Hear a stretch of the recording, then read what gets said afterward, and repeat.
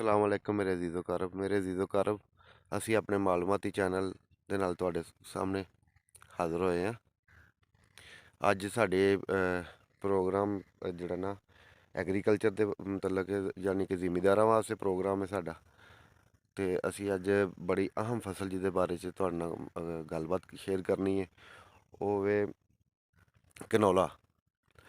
ਮੇਰੇ ਅਜ਼ੀਜ਼ੋ ਕਰਬ ਤੁਹਾਨੂੰ ਪਤਾ ਹੈ ਕਿ ਪਾਕਿਸਤਾਨ ਦੇ ਵਿੱਚ ਕਨੌਲਾ ਦੀ ਕਾਸ਼ਤ ਬਹੁਤ ਘੱਟ ਹੁੰਦੀ ਹੈ ਅਤੇ ਹਰ ਬੰਦਾ ਜਿਹੜਾ ਨਾ ਪਰੇਸ਼ਾਨ ਹੈ ਘਿਓ ਦੀ ਅਤੇ ਆਇਲ ਦੀ ਕੀਮਤਾਂ ਦੇ ਉੱਤੋਂ। ਅਤੇ ਅਸੀਂ ਬਹੁਤ ਜ਼ਿਆਦਾ ਆਇਲ ਅਤੇ ਘੀ ਜਿਹੜਾ ਨਾ ਬਾਹਰ ਦੇ ਮੁਲਕਾਂ 'ਚੋਂ ਇੰਪੋਰਟ ਕਰਨੇ ਹਾਂ, ਮੰਗਵਾਉਂਦੇ ਹਾਂ ਡਾਲਰਾਂ ਦੇ ਵਿੱਚ। ਅਤੇ ਉਹਦੇ ਨਾਲ ਉਹਦੀ ਵਜ੍ਹਾ ਨਾਲ ਬਹੁਤ ਜ਼ਿਆਦਾ ਆਇਲ ਜਿਹੜਾ ਨਾ ਪਾਕਿਸਤਾਨ ਦੇ ਵਿੱਚ ਮਹਿੰਗਾ ਮਿਲ ਰਿਹਾ। ਅਤੇ ਸਾਡਾ ਪਾਕਿਸਤਾਨ ਇੱਕ ਜ਼ਰੀ ਮੁਲਕ ਹੈ ਅਤੇ ਬੜਾ ਖੂਬਸੂਰਤ ਮੁਲਕ ਹੈ।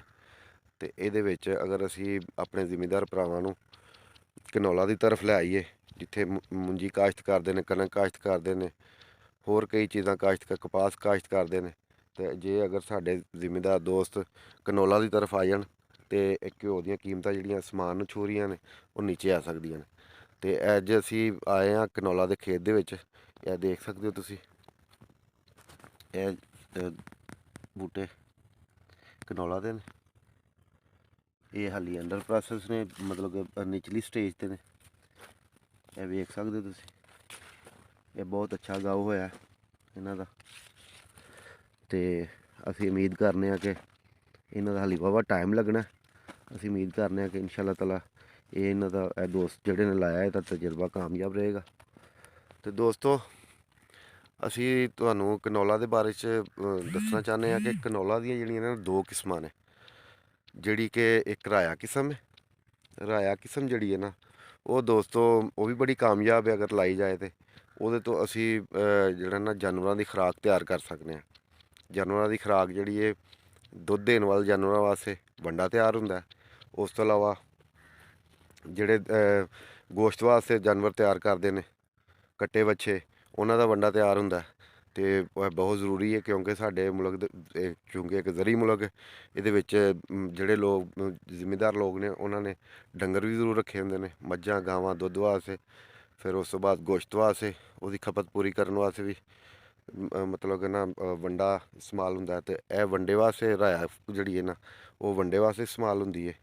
ਅਤੇ ਜਿਹੜੀ ਦੂਸਰੀ ਕਿਸਮ ਹੈ ਉਹ ਇੱਕ ਕਨੌਲਾ, ਜਿਹਦੇ ਤੋਂ ਤੁਸੀਂ ਆਇਲ ਅਤੇ ਆਪਣਾ ਘੀ ਬਣਾ ਸਕਦੇ ਹੋ। ਅਤੇ ਅੱਜ ਕੱਲ੍ਹ ਜੀ ਚੂੰਕਿ ਰੂਸ ਅਤੇ ਯੂਕਰੈਨ ਦੀ ਜੰਗ ਲੱਗੀ ਹੋਈ ਹੈ, ਸਾਰੇ ਰਸਤੇ ਬੰਦ ਨੇ, ਅਤੇ ਉਹਨਾਂ ਨੇ ਐਸੇ ਵਾਸਤੇ ਕਨੌਲਾ ਇਹਨਾਂ ਦੋਵਾਂ ਮੁਲਕਾਂ ਦੇ ਵਿੱਚ ਬਹੁਤ ਜ਼ਿਆਦਾ ਕਾਸ਼ਤ ਹੁੰਦਾ। ਅਤੇ ਉਹਦੀ ਵਜ੍ਹਾ ਨਾਲ ਘਿਓ ਦੀ ਅਤੇ ਆਇਲ ਦੀ ਬਹੁਤ ਕੀਮਤਾਂ ਜਿਹੜੀ ਕਮਜ਼ੋਰ ਮੁਲਕ ਨੇ, ਜਿੱਥੇ ਕਾਸ਼ਤ ਨਹੀਂ ਹੁੰਦਾ, ਉੱਥੇ ਬਹੁਤ ਜ਼ਿਆਦਾ ਆਇਲ ਦੀ ਜਿਹੜੀਆਂ ਇਹਨਾਂ ਕੀਮਤਾਂ ਵੱਧ ਚੁੱਕੀਆਂ ਨੇ।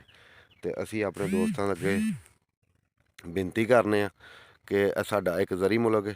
ਤੁਸੀਂ ਮੁੰਜੀ ਕਣਕ ਤਾਂ ਲਾਉਂਦੇ ਹੀ ਹੋ, ਕਪਾਹ ਵੀ ਲਾਉਂਦੇ ਹੋ, ਹੋਰ ਵੀ ਕਈ ਫਸਲਾਂ ਉਗਾਉਂਦੇ ਹੋ, ਲੇਕਿਨ ਇਸ ਜਿਹੜੀ ਐਡੀ ਅਹਿਮ ਫਸਲ ਹੈ ਇਹਦੇ ਵੱਲ ਤੁਹਾਡੀ ਕੋਈ ਤਵੱਜੋ ਨਹੀਂ।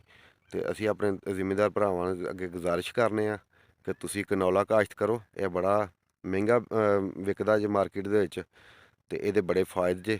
ਹੁਣ ਤਾਂ ਬਲਕਿ ਬਹੁਤ ਜ਼ਿਆਦਾ ਜਿਹੜੇ ਅਦਾਰੇ ਨੇ ਉਹ ਕਨੌਲੇ ਦਾ ਬੀਜ ਜਿਹੜੇ ਨੇ ਦੇ ਰਹੇ ਨੇ, ਤਾਂ ਕਿ ਲੋਕ ਜਿਹੜੇ ਨਾ ਕਨੌਲੇ ਵਾਲੀ ਤਰਫ ਆਉਣ ਅਤੇ ਅਸੀਂ ਖੁਦ ਕਫੀਲ ਹੋ ਜਾਈਏ ਆਪਣਾ ਕਨੌਲਾ ਤੋਂ। ਅਤੇ ਇਹ ਬਹੁਤ ਜ਼ਰੂਰੀ ਹੈ ਸਾਡੇ ਜ਼ਿਮੀਂਦਾਰਾਂ ਵਾਸਤੇ ਕਿ ਜਿੱਥੇ ਜਿਹਦੀ 10 ਕਿੱਲੇ ਪੈਲੀ ਹੈ, ਉਹ ਕਮ ਸੇ ਕਮ 2 ਤੋਂ 3 ਕਿੱਲੇ ਜਿਹੜਾ ਕਨੌਲਾ ਕਾਸ਼ਤ ਕਰੇ, ਤਾਂ ਕਿ ਇਹ ਵੇਖੋ ਵੇਖੀ ਸਾਰੇ ਲੋਕ ਜਿਹੜੇ ਨੇ ਨਾ ਉਹ ਕਾਸ਼ਤ ਕਰਨ ਅਤੇ ਸਾਡਾ ਮੁਲਕ ਜਿਹੜਾ ਨਾ ਖੁਦ ਕਫੀਲ ਹੋਏ ਆਇਲ ਤੋਂ, ਅਤੇ ਤਾਂ ਸਾਨੂੰ ਬਾਹਰੋਂ ਨਾ ਮੰਗਵਾਉਣਾ ਪਏ ਮਹਿੰਗਾ ਆਇਲ। ਇਹਦੇ ਨਾਲ ਹੀ ਮੇਰੇ ਦੋਸਤੋ, ਤੁਹਾਡਾ ਮੇਜ਼ਬਾਨ ਤਬਸਮ ਰਿਆਜ਼ ਤੁਹਾਡੇ ਤੋਂ ਇਜਾਜ਼ਤ ਚਾਹੁੰਦਾ।